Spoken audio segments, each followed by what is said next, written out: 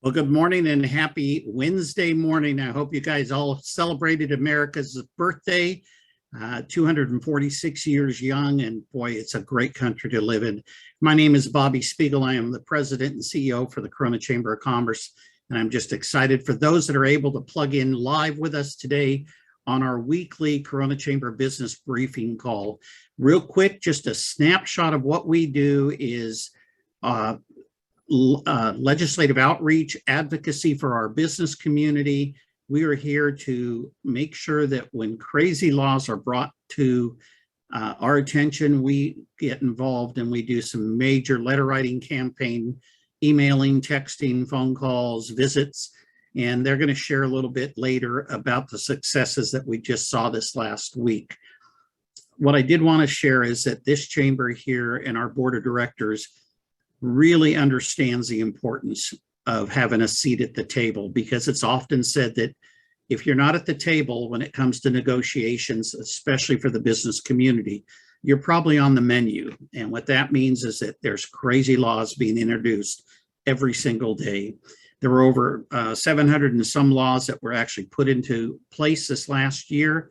Some of them are just absolutely ridiculous.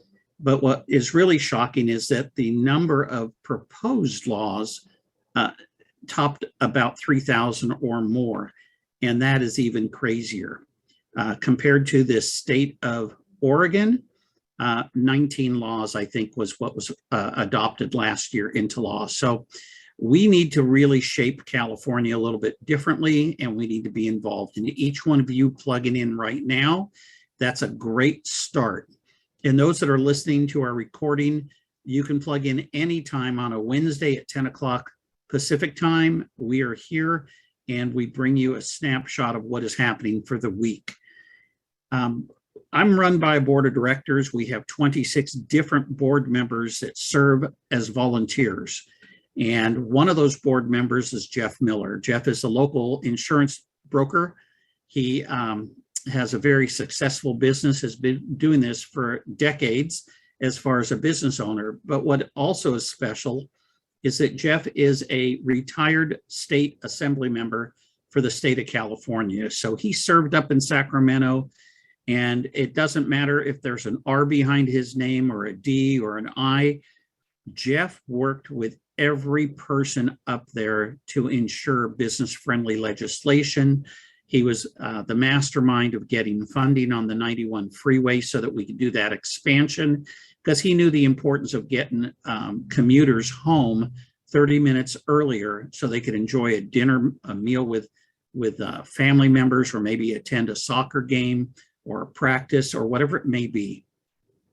So with that, Jeff was also our elected city council member and the mayor of our town of Corona. So he understands how politics works. So this is the best of both worlds. He does not receive a paycheck from us. This is truly a passion of his to give back to the business community and to the chamber. Ladies and gentlemen, please welcome our chair for our legislative outreach, Mr. Jeff Miller. And the crowd goes crazy. They're all applauding. They're excited. Oh, yeah. Well, somebody asked me once, do I believe in free speech? They said, great. You have 10 o'clock Wednesday every morning, every week. You got to do a speech. All right. Hello, everybody. Good morning. I hope everybody had a safe and fun 4th of July.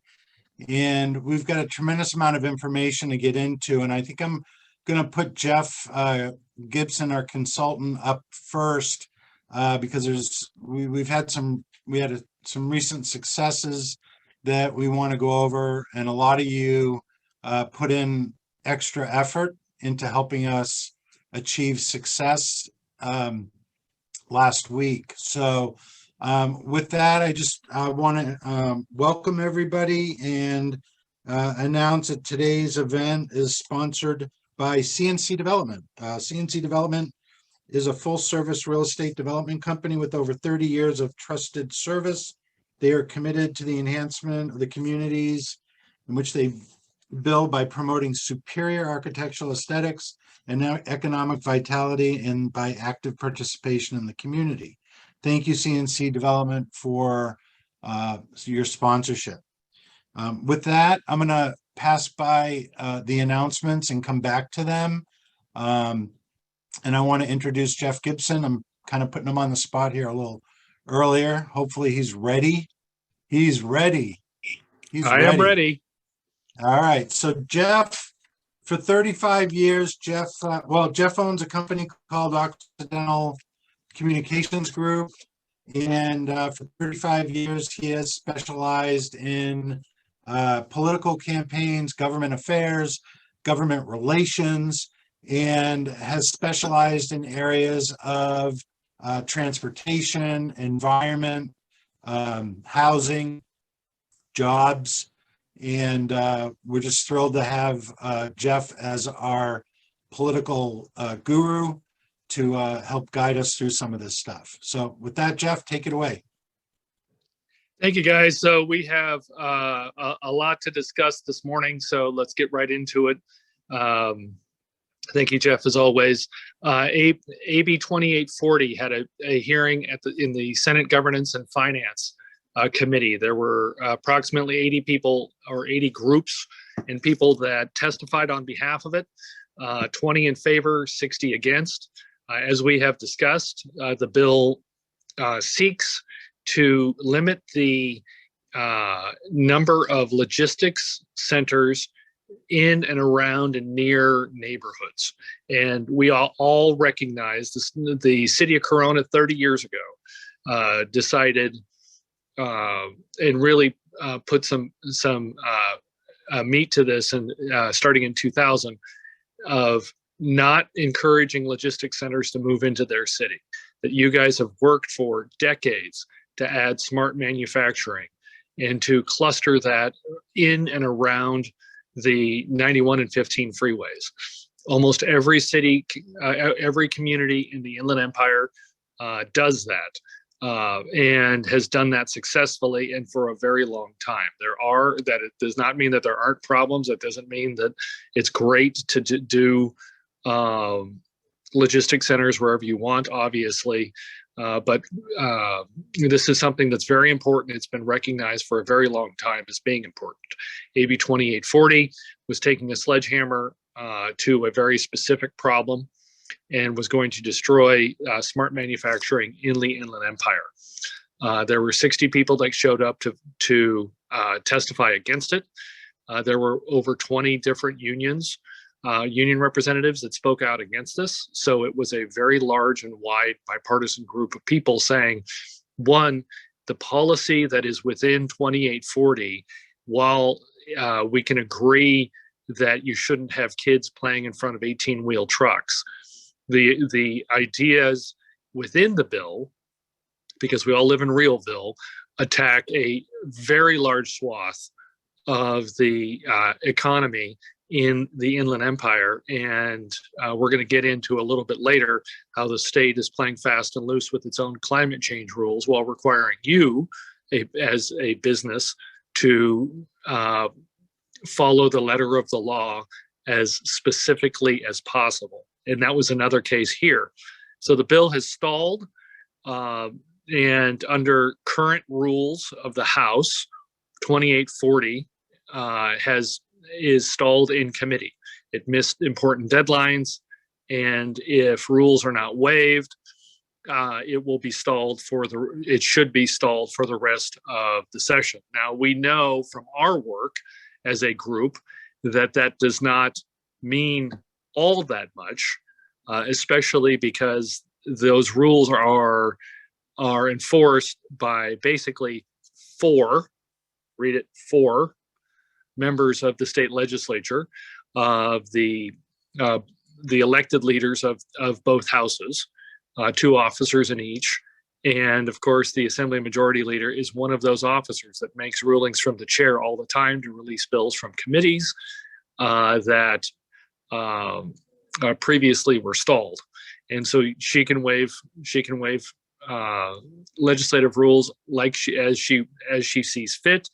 In her testimony before the committee, she made clear that she still sees this as a very dire problem. She actually cried, along with a number of different folks in the room, This is something that is that she sees as very important, and that she said she wants to see enacted in legislation or administration policy as soon as possible. So this is something that we are still tracking.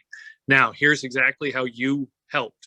Like we said, 20 people testified in favor, 60 testified against. Of that, about 4 came from local chambers, other than the Corona Chamber, which provided 8 people to testify against. And to show that this bill is actually not just about an Amazon logistics center, which was the stated focus of the bill and the effort, but the overall smart manufacturing facilities that do things like employ the people that are trained at Norco College. And we have been very supportive of Norco College and their training effort, and work with the assembly member and the state senator in support of those in the past. But this is where those jobs go. And these are the facilities that are going to be banned, because even though there's some grandfathering discussed as part of this bill, when you run a smart manufacturing facility, you are regularly getting re-permitted to shift your facility from a majority use for manufacturing, for instance, logistics, and back to warehousing and all over the place. And as soon as you get another permit from another government agency, you fall underneath this bill. And so if you have a truck, if you accept a truck delivery, then you need to be under, if this bill were passed today, or as has been promised by the Assembly Majority Leader, if you accept a truck delivery at your location and you are within 1,000 feet of almost any sort of residential, educational, incarceration, water facility, transit facility, then you would need to shut your operations and move. And yes, it is that dire. So we're working very, very hard to continue to explain to the Assembly Majority Leader as sanely and straightforwardly as possible. She has a specific concern, but taking a sledgehammer to 30 years of work in and around the Inland Empire is not something that's going to work. So happy to answer any questions, or we can move on to discussing the budget. But this is a big victory, and we really appreciate everybody. It was a 4.5-hour hearing. We had many people that stayed on the line for that entire time. And it's not as glamorous as you would think a 4.5-hour hearing would be, but it had to be done. Any questions, Anthony? There are no questions at this time. Excellent. All right. Moving on to the state budget, $234.4 billion worth of fun. I can see it in your eyes. You guys are so excited. A couple things that changed in the budget that amazingly were not reported. One of those is a complete and total suspension of climate change rules only for the state and only for power generation. California, quite unexpectedly, on a bipartisan basis, decided to become the largest buyer of coal energy on the spot market in the world. And why would you say that that would happen? Well, it ends up that we were looking at several thousand hours of blackouts, because after almost $1 trillion of investment from the national government, from the federal government, from you and I, paying fees every month to make the entire state renewable, in the 10 years roughly, we have, no, I'm sorry, 2005 was the final, the AB 32. Since AB 32 was passed in 2005 until today, the state has had a fully renewable grid, energy grid, that's had to come out this week for 48 combined seconds. So we paid over $1 trillion for 48 combined seconds of what would be considered a renewable grid. And looking at several thousand hours of blackouts this year, the state decided to make public what it had been doing since January of 2000, 19, which was increasing its use of coal and natural gas and other energy sources out of state. It made public its efforts with the national government to keep the Diablo Canyon nuclear power plant open.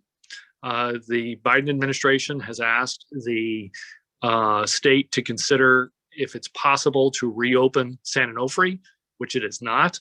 And the reason for that is that the power generation from solar and from natural gas, from all of the very limited sources. Remember, California is one of the few places in the world that does not consider any form of natural gas to be a climate change strategy. So even Quebec uses natural gas, and they are the second most stringent. Germany uses natural gas, obviously. If anyone reads any of the newspaper or media reports about the Ukraine, California does not. We have worked with Southern California Gas on adding natural gas. It was not allowed in as a climate change energy production strategy until June 30th. And with very little debate, the budget was passed and $17 billion of coal and natural gas contracts are now being sought on the spot market. The reason I keep saying the spot market is because the spot market is as expensive as it sounds, because we do not have any long-term contracts for that energy. When you see things like petroleum is at an all-time high, which it was near on June 30th, it's now down slightly. That means that if you need petroleum today, that's the price you're going to be paying. We are buying energy on a day-by-day basis for coal, for natural gas. This is very similar to the situation that we were in the blackout situation in 2002, as many of you doubtlessly remember. So this is something that is major news, and it's a change. The state had immediately announced that you and I and every employer in the state will still have to follow climate change strategies, but they are immune to them. Happy to discuss that or move on to the rest of the budget. You can move on. All right. So the state reduced spending this year. We reduced spending by about $8 billion in recognition of the national COVID relief running out. We are going to be distributing about $17 billion, or about $5,600 per person, to about 3 million California residents, independent of their citizenship status and independent of the amount of taxes that they have paid in a series of emergency reliefs. We have increased our rainy day fund by about $3 billion. So we have about $23 billion in the bank. We achieved a fairly substantial savings of about $8 billion by repaying other debt that was still on the books early. So we technically have a rainy day fund, or a savings related to the rainy day fund, of about $32 billion, which is great considering that according to the real world analysis of the Legislative Analyst's Office, we're facing a structural deficit next year and for several out years. So that $32 billion could come in very handy. We suspended the taxes on diesel fuel, which will save truckers in the supply chain about 23 cents per mile. And for all of you who drive electric cars, which are now fueled by coal energy, you will be happy to know that the hundreds of millions of dollars that the state has spent on developing the Salton Sea area for lithium, we have supported those efforts, has turned in a direction that that based on their testimony, the lithium industry was not expecting. When a per ton tax on lithium was imposed, that would make lithium production in California the highest anywhere in the highest cost of anywhere in the world. So immediately GM and a number of different large lithium users canceled their contracts in California. And we went from three large-scale minority-owned producers of lithium in the Salton Sea, which is one of the world's largest potential production locations, down to one. And so we're going to be tracking that for you. Obviously, that's an impact of several thousand jobs in the Salton Sea area, which affects us here in the Inland Empire. So some other news out of the budget, we appropriated about $1.7 billion to implement new homelessness rules and services for the caseloads there, and the people caught without a home. We have $1.4 billion in housing affordability, both in terms of helping qualified buyers buy a home and in the production of affordable housing. We have appropriated $4.2 billion for high-speed rail. So that's $4.2 billion for a train that the governor, in his first State of the State, promised that he would never build or spend another dime on. To give you an idea of the impact of what $4.2 billion looks like, all of the road improvements on the 91 and the 15 that you were seeing cost about $2 billion. So now you can say the high-speed rail is the future, and that's interesting because that $4.2 billion, a drum roll please, will build about 2.5 miles, bringing the track from about 10 miles north of Bakersfield to about 7 miles north of Bakersfield. How can a train run on 6 miles of track? Don't worry about that. The High-Speed Rail Commission does not own a train.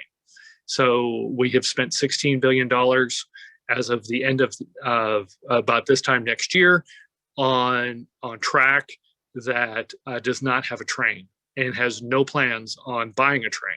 So we're only talking about track now.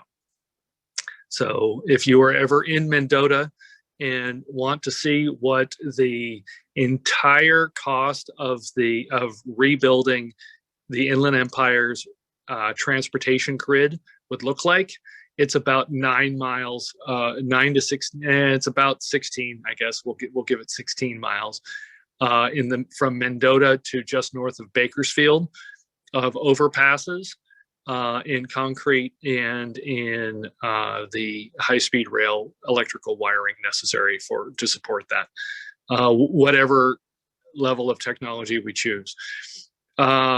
We appropriated $2 billion.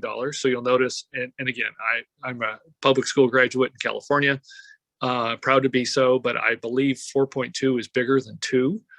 So we put $2 billion into existing already appropriated road projects to move those along. So we had a $125 billion surplus and $2 billion.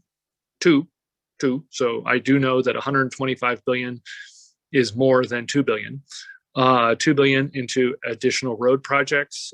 Very few of them are in Southern California, and $10 billion additionally for transit. We put in about $2 billion for the port backup as well. So the bottom line is that we have lowered a very high level, a extremely historically high level, almost double what the state budget was 8 years ago.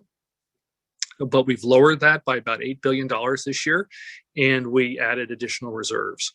To show you some of the impacts on that, on the next slide, we have the red shows what last year looked like. So last year we had about $20.3 billion worth of reserves.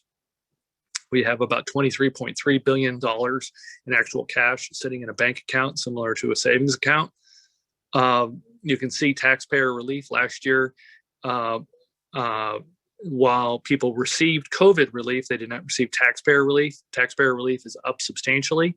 That's probably a one-time item, but it might be if the stock market recovers from its bear market situation right now. That could be different. And you can see carbon-based energy. Last year, we spent about $3 billion on coal-fired energy, which made us one of the largest buyers on a statewide basis of coal-fired energy. This year, we're going to spend about $17 billion. So, any questions on that, or we can go on to the onto more fun. So we do have one question specifically on the budget itself. Sure. Can you clarify who will be receiving the relief payments? Relief payments are going to be going to a number of different folks. Some of it is based upon if you have minor children at home, and almost all of it is going to be prioritized to people that make less than $200,000 per household. And so about 85 to 90% of the taxes paid in the state are into households that are above $175,000. So here's the easy way to think of it.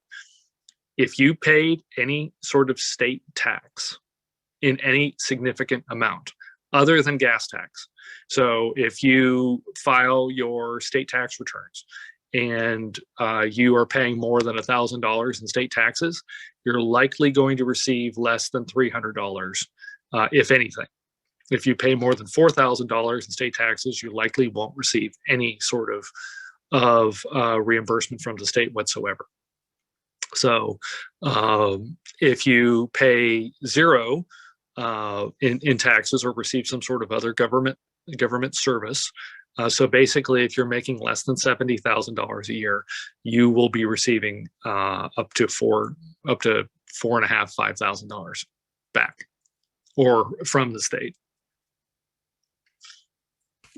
Thank you, Jeff. And we do have one question. I Yes. don't know if you have been following AB 5 regarding the truckers who have an injunction against AB 5.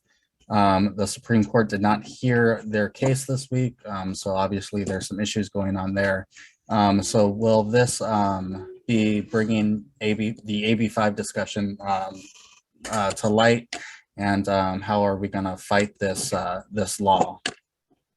Sure. So what ended up happening is AB 5 deals with independent contractors. We've been very active in this for several years. What ended up happening, and the reason this is an issue, is the state's Supreme Court, in a largely surprise decision 4 years ago, decided to eliminate all rules dealing with industrial relations back to 1937.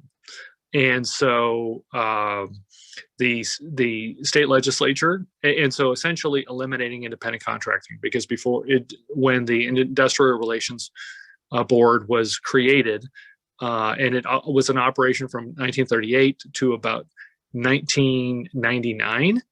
It actually had a few meetings after that, but it was eliminated on a bipartisan basis by Governor Gray Davis and not restored. So it was just a vacant commission. California has hundreds of vacant commissions. Unions sued largely to help them organize the gig workers of California, so Uber, Lyft, those types of workers, and returning the industrial relations rules back to 1937. The state of California, through AB 5, which was sponsored by then Assembly Member Lorena Gonzalez, who is now the head of the California Labor Federation, allowed, if you had a state license for almost any sort of state professional licensure other than trucking, you were allowed to remain an independent contractor, which is a very small subset of the economy. If you did not, then you were not allowed to remain an independent contractor. And almost immediately, you started to see a large movement out of the state of taxpayers, and which has now resulted in the largest state-to-state migration in the history of the United States of 1.1 million net taxpayers leaving the state of California in the last 2 years. We actually lost a congressional seat in the last census. And technically, we probably should have lost a second seat because of the move of voters out of the state of California. A group of truckers sued to have the state Supreme Court re-rule on independent contracting. The state Supreme Court has decided that they will not hear the case after several different appeals. So the injunction that was in place that allowed independent contracting truckers, which make up about 85% of those that pick up freight in the Port of LA, for instance, the Port of Los Angeles, and a substantial number of related supply chain deliveries now must organize as companies and cannot. So most trucking is done by folks that have less than 10 trucks and are considered independent contractors by the state of California. And so they, I believe, have 45 days in which to either leave the state, shut down, or to declare themselves as part of a larger organization. So the state legislature has indicated in the past and repeatedly that they are not going to be taking up trucking as for an independent contractor. It's called an AB5 solution. And journalists were the last group. Journalists and recording artists were the last two industries that were allowed an AB5 exemption, essentially, a type exemption. So that's where that stands. And currently there isn't an author or a vehicle within the state legislature to handle that, but we're tracking it closely. Thank you, Jeff. You can move on. All right. So Washington, D.C., the Washington trip, September 19th to the 22nd. This has been a very productive trip on behalf of our members. We have been in Washington, D.C.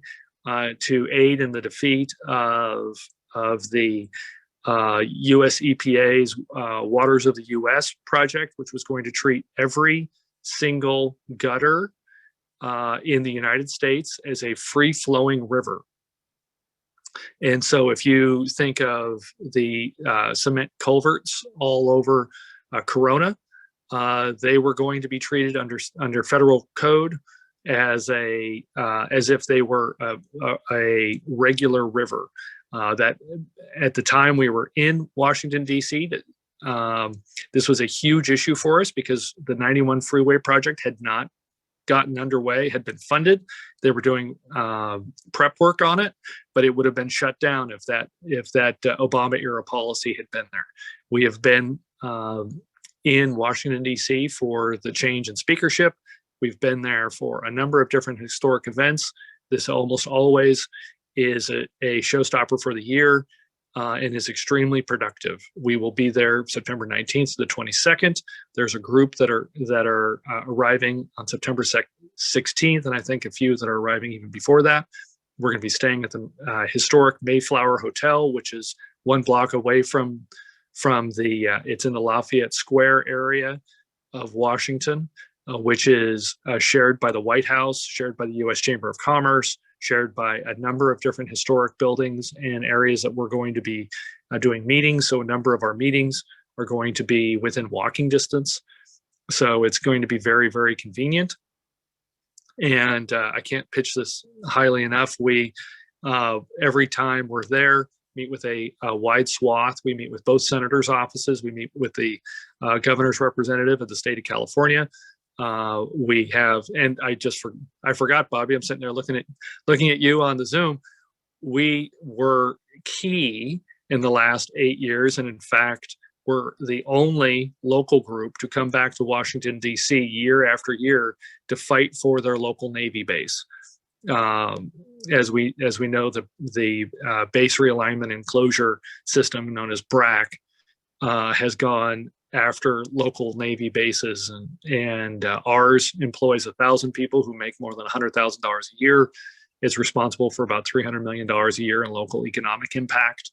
And we actually, when we started this process, got in a debate with a local congressman who shall go unnamed because I don't want to embarrass Representative Mark Takano on this, but he insisted to us that there was no Navy base in Riverside County.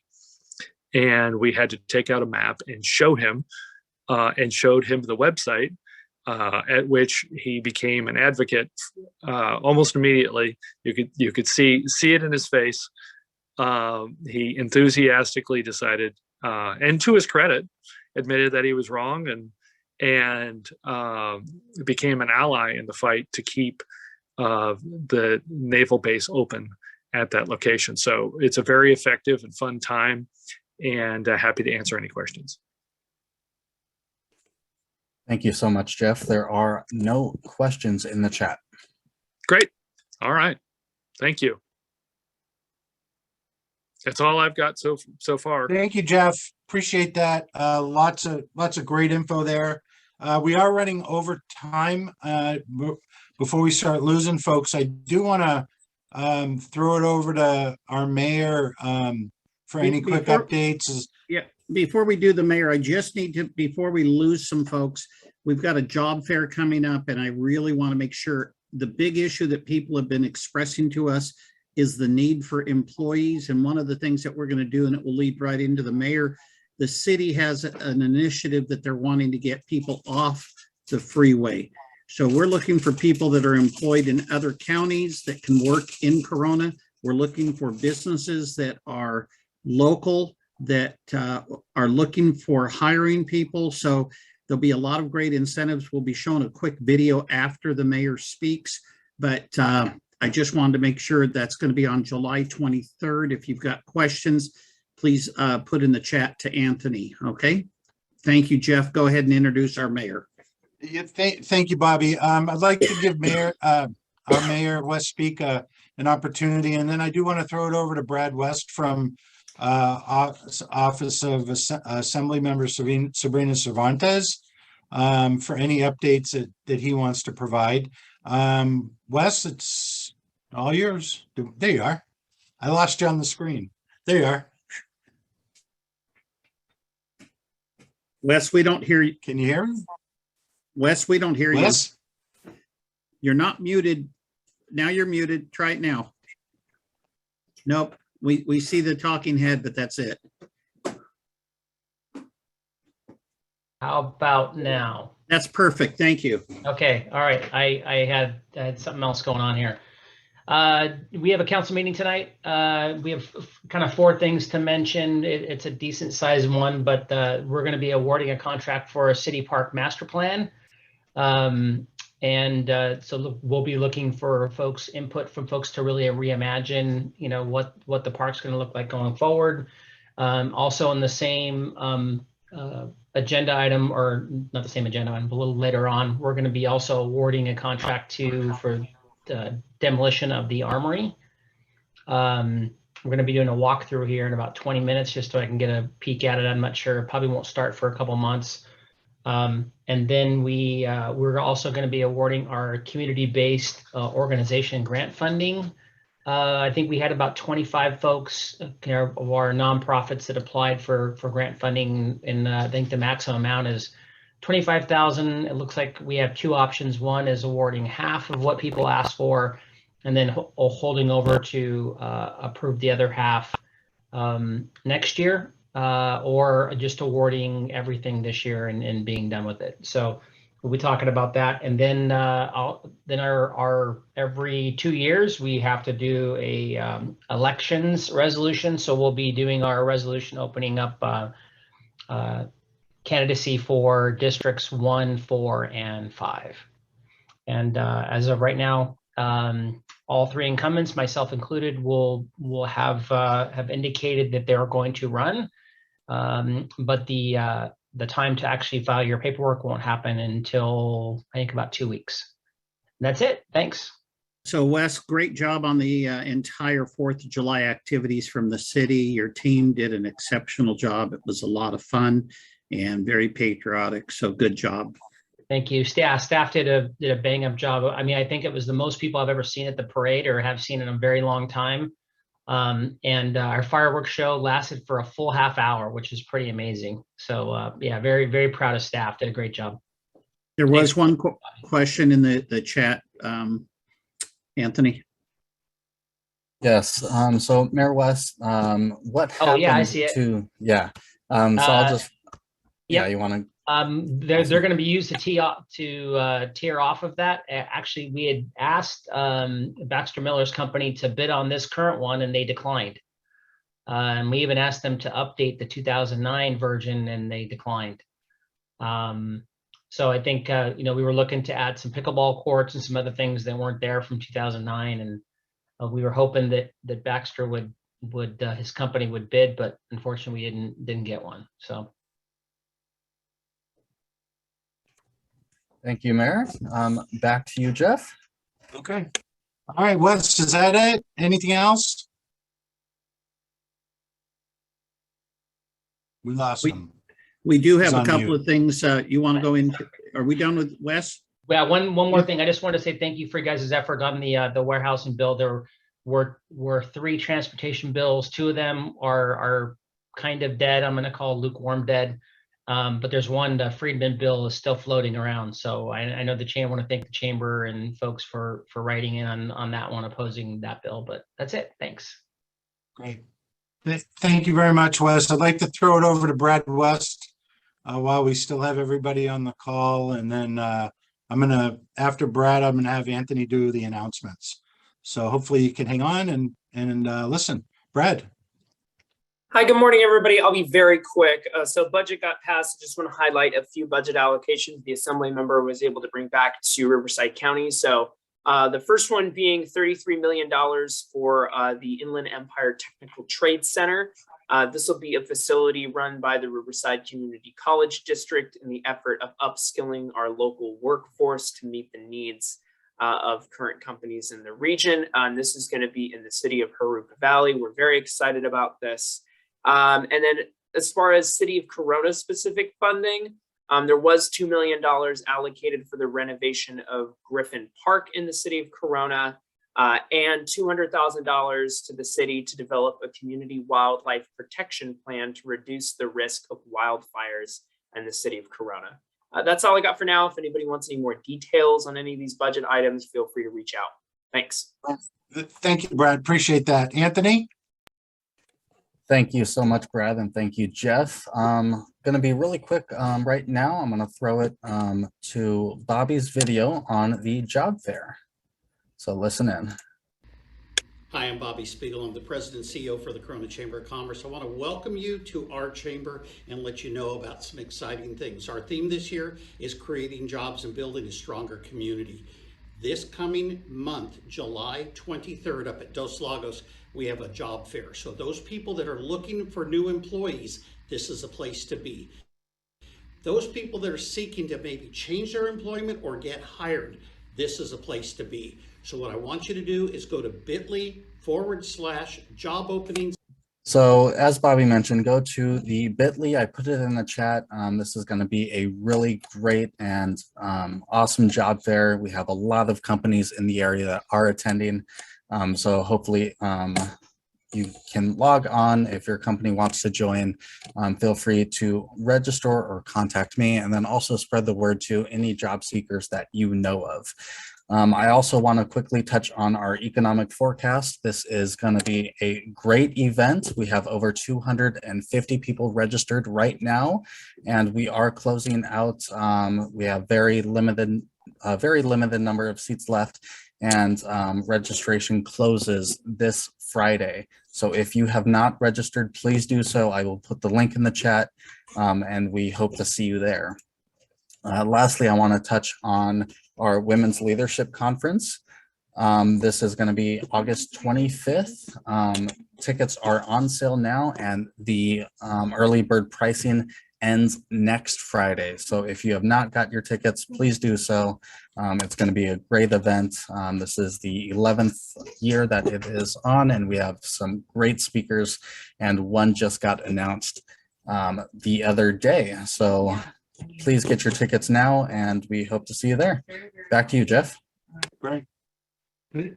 Thank you, Anthony. Appreciate that. Apologize, everybody. We went way over today, but I think you see why. If you need to contact our representatives, Assembly Member Sabrina Cervantes or Senator Richard Roth, there's their contact information up on the screen. And lastly, not lastly, but I'd like to thank again CNC Development. You can learn more at c-cdev.com. And with that, I want to thank our mayor for coming on the call. We have Jason Scott is on the call, former mayor, former council member, and always appreciate Kimberly Davidson from the fine city of Wildomar joining in. And so with that, everybody, nature is calling. So meeting is adjourned. Have a good rest of the week.